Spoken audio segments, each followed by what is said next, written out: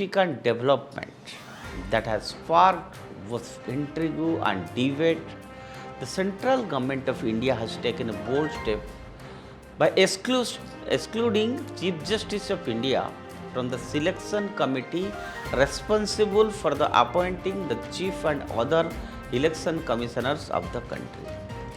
The Chief Election Commissioner and other election commissioners appointment conditions of the services and terms of office bill 2023 is tabled in the Rajya Sabha, and that proposes that the top election commission officers shall be appointed by the president on the recommendations of a panel comprising the Prime Minister, leader of the opposition in the Lok Sabha, and a union cabinet minister nominated by the Prime Minister.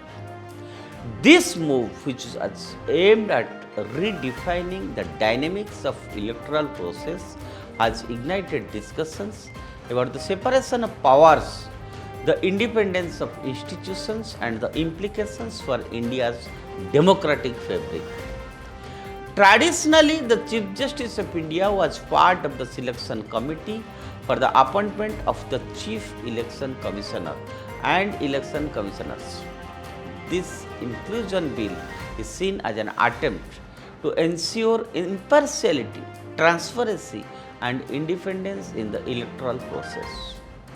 The presence of the CJI in the committee was intended to maintain a checks and balances in the system, preventing any undue influence from the executive branch on the electoral machine. The central government's decision to exclude the Chief Justice of India from the selection committee is rooted in a broader revaluation of the institutional balance within the country. Advocates of this change argue that the separation of powers should be more pronounced to preserve the independence of each institution, and they assert that the CJI's role in the selection process might inadvertently blur the lines between the judiciary and the executive, potentially compromising the integrity of both branches. And additionally also, proponents of this change believe that a restructured selection committee without CJI's participation could lead to a more diverse range of perspectives.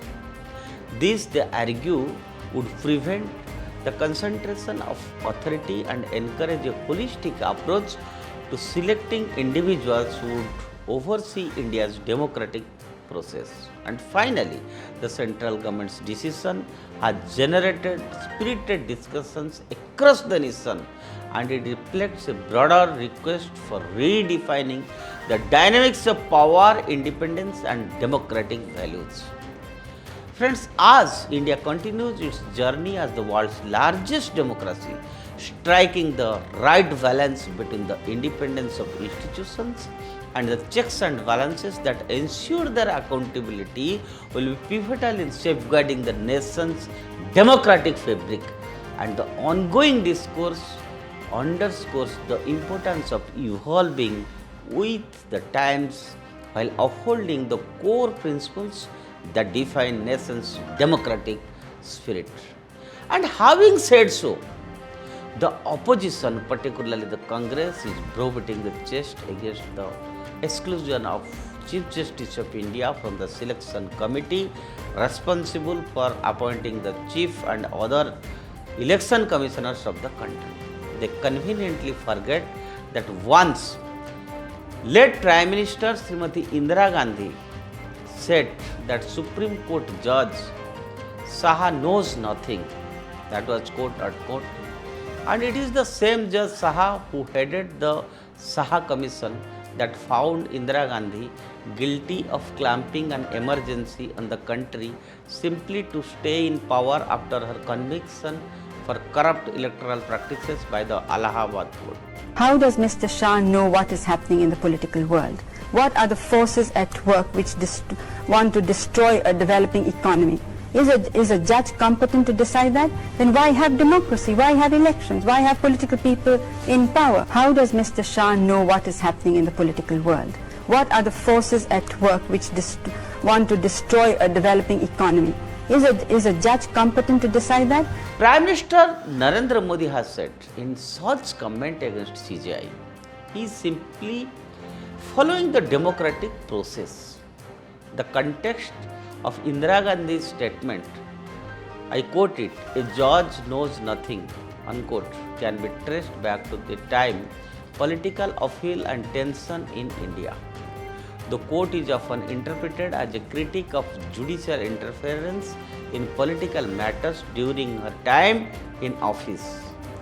The statement underscores the tension that can arise when political leaders and judges clash over their respective roles in shaping the nation's destiny.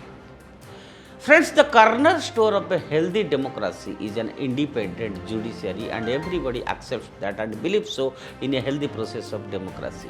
And the judiciary's role is to act as a check on other branches of government and ensure that the rule of law is upheld. The statement by Srimati Gandhi and any scenario involving a clash between the Prime Minister and the Chief Justice of India should ideally be viewed through the lens of preserving this independence. That's all.